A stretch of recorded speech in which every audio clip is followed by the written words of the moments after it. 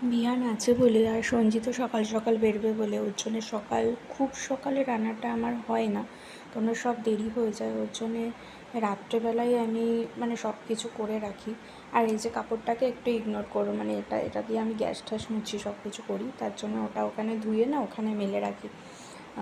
তো ওর জন্যে ডিমের ঝোল, পটল আলুর তরকারি, তারপরে উচ্ছে কুমড়ো ভাজা, চিচিঙ্গা দিয়ে আলু দিয়ে ভাজা করেছিলাম। তো ডাল আজকে আর করিনি। তো ওর জন্যে রাত্রেবেলা সব কিছু করে রাখলে কি সকালবেলার অত তাড়াহুড়ো থাকে না। এবার প্রতিদিন আমার কাঁচা থাকে একটা, তো ওর জন্যে দেরি হয়ে যায়। তো সকাল সকাল ও খেয়ে বেরোবে বা টিফিন নিয়ে যাবে। ভাতটা সকালবেলা উঠে বসিয়ে দিই। তো এরমভাবেই আমি করে রাখি যাতে আমার কোনো অসুবিধা না হয়, তাই সকালবেলাও উঠে ওকে সারাদিন আমি টাইমটা দিতে পারি। তো দেখো সব গুছিয়ে টুছিয়ে এবার নিশ্চিন্ত হলাম। এবার পরের দিন আমার কোনো টেনশান